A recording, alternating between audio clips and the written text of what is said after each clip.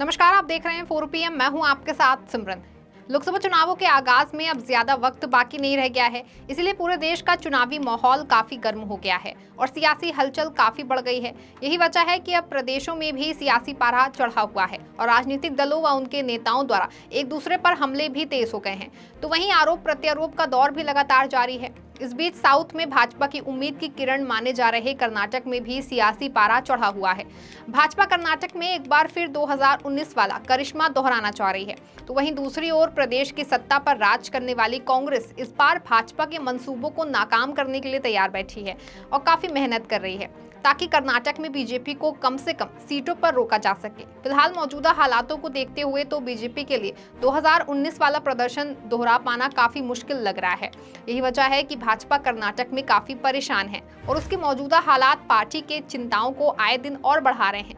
अपनी हार को देखकर बौखलाई भाजपा और उसके नेता अब कर्नाटक में सत्ता पर काबिज कांग्रेस पर झूठे आरोप लगा रही है और झूठ फैला रही है। कुछ दिन पूर्व कर्नाटक दौरे पर आए गृह मंत्री अमित शाह ने प्रदेश में सूखा को लेकर राहत मांगने वाले देने में देरी के मामले पर प्रदेश की सत्ताधारी पार्टी कांग्रेस पर आरोप लगाया था और सीएम सिद्धारमैया पर भी निशाना साधा था। हालांकि बाद में सीएम सिद्धारमैया ने गृह मंत्री शाह को झूठा बताया था और ये चुनौती दी थी कि अगर अमित शाह सत्य बोल रहे हैं तो वो अपनी बात को साबित कर दे तो सिद्धारमैया अपने सीएम पद से इस्तीफा दे देंगे। लेकिन अगर उन्होंने अमित शाह को झूठा साबित कर दिया तो अमित शाह को गृह मंत्री पद से इस्तीफा देना पड़ेगा। क्या अमित शाह तब नैतिकता निभाते हुए गृह मंत्री पद छोड़ेंगे? सिद्धारमैया के इस करारे हमले के बाद भाजपा की ओर से कोई जवाब नहीं आया था। अब एक बार फिर सिद्धारमैया ने केंद्रीय वित्त मंत्री निर्मला सीतारमण पर झूठ बोलने का आरोप लगाया है। तो वहीं डीके शिव कुमार ने कहा कि अब आखिर वित्त मंत्री ने खुद मान लिया है कि सरकार ने सूखा राहत देने से देरी की है।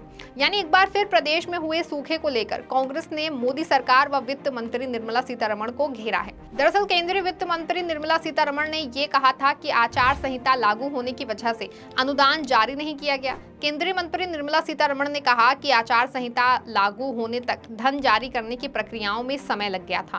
उन्होंने कहा कि कर्नाटक सरकार द्वारा एक ज्ञापन सौंपा गया था और केंद्रीय टीम द्वारा मूल्यांकन करने के बाद सूखा राहत जारी करने के लिए कुछ प्रतिक्रियाओं से गुजरना पड़ा।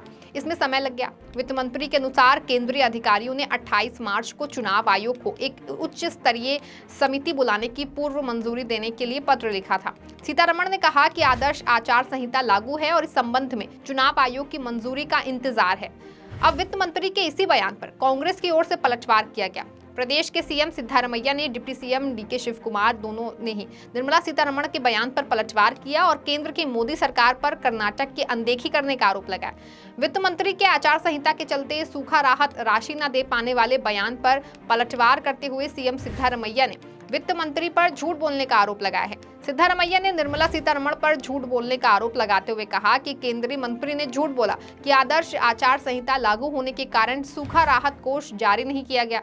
मुख्यमंत्री ने कहा कि राज्य ने सूखा राहत के लिए दिसंबर में ही ज्ञापन सौंपा था।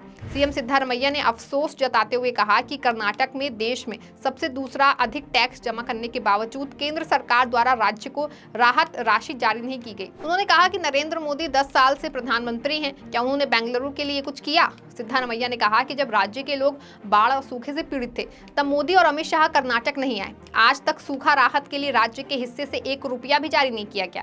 कर्नाटक के 7 करोड़ लोगों को, राज्य के लोगों को धोखा देने वाली भाजपा को हराकर अपने आत्मरक्षा की रक्षा करनी है। चाहिए भाजपा पर निशाना साधते हुए सीएम सिद्धारमैया ने कहा कि कर्नाटक से 4.30 लाख करोड़ रुपए टैक्स के रूप में केंद्र को जाता है और जब हम सूखा राहत के लिए राशि मांगते हैं तो केंद्र सरकार द्वारा झूठ बोला जाता है। मुख्यमंत्री ने कहा कि हमने दिसंबर में राहत राशि मांगी थी, फिर भी कर्नाटक में सूखा राहत के लिए 1 भी रुपया नहीं जारी किया गया। क्या ये कर्नाटक के लोगों के साथ अन्याय नहीं है? वहीं दूसरी ओर प्रदेश के उप मुख्यमंत्री और कर्नाटक कांग्रेस के अध्यक्ष डीके शिव कुमार ने भी वित्त मंत्री निर्मला सीतारमण के बयान पर पलटवार कर केंद्र की मोदी सरकार पर निशाना साधा है। साथ ही डीके शिव कुमार ने सूखा राहत राशि में देरी को स्वीकार करने के लिए केंद्रीय वित्त मंत्री निर्मला सीतारमण को धन्यवाद दिया है। एक कार्यक्रम में उप मुख्यमंत्री शिव कुमार द्वारा संबोधन में कहा गया कि निर्मला सीतारमण ने इस बात को स्वीकार कर लिया है कि उन्होंने राज्य को सूखा राहत राशि देने में देरी की। डीके शिव कुमार ने कहा कि वित्त मंत्री ने कहा कि आम चुनाव की घोषणा के कारण हम राशि नहीं दे पाए। मुझे समझ नहीं आ रहा है कि चुनाव और सूखा राहत के लिए बीच में क्या संबंध है। गौरतलब है कि सीतारमण ने कहा कि कर्नाटक को सूखा राहत देने में देरी क्यों हुई और जानबूझकर नहीं किया गया। क्योंकि केंद्र को चुनाव आयोग से अनुमति लेनी पड़ी। केंद्र पर कटाक्ष करते हुए शिव कुमार ने कहा कि लोग जानते हैं कि केंद्र ने कर्नाटक के साथ कितना अन्याय किया है। हमने 4 महीने पहले अपनी सूखा राहत राशि के लिए रिपोर्ट प्रस्तुत की थी। अपील के बाद 4 महीने तक कोई आदर्श आचार संहिता नहीं थी।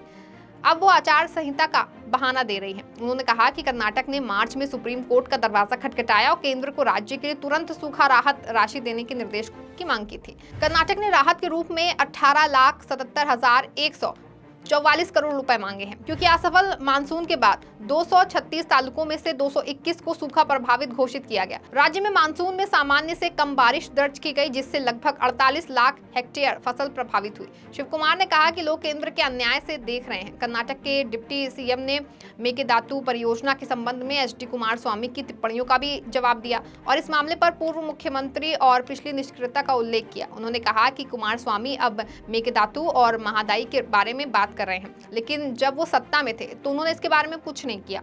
अब हम मेकेदातु के लिए पदयात्रा कर रहे हैं। तो उन्होंने कबाब खाने के लिए यात्रा निकालने के लिए हमारा मजाक उड़ाया था। उन्होंने जनता के लिए लाभ के लिए मेकेदातु बांध बनाने की प्रतिबद्धता पर जोर दिया। इस बीच राजस्व मंत्री कृष्णा बैरेगौड़ा सुप्रीम कोर्ट में सूखा राहत में देरी को लेकर केंद्र के खिलाफ मामले में राज्य का प्रतिनिधित्व करने वाले वकीलों के साथ चर्चा करने के लिए दिल्ली के दौरे पर हैं। राष्ट्रीय आपदा राहत कोष के तहत सूखा राहत जारी करने में हस्तक्षेप की मांग करते हुए राज्य सरकार ने मार्च में केंद्र द्वारा सूखा राहत जारी करने में देरी पर शीर्ष अदालत में याचिका दायर की। राजस्व विभाग के सूत्रों ने कहा कि मंत्री अदालत में कर्नाटक के तर्क के लिए रणनीति तैयार करने के लिए वकीलों से चर्चा करेंगे। लोकसभा चुनाव के करीब आते कर्नाटक में सूखा राहत राशि को लेकर भाजपा व कांग्रेस आमने सामने हैं और एक दूसरे पर निशाना साध रहे हैं। फिलहाल प्रदेश का सियासी पारा हाई है। अब देखना यह है कि आने वाले चुनाव में क्या होता है। इस खबर में फिलहाल बस इतना ही। आप देखते रहें 4 PM। धन्यवाद।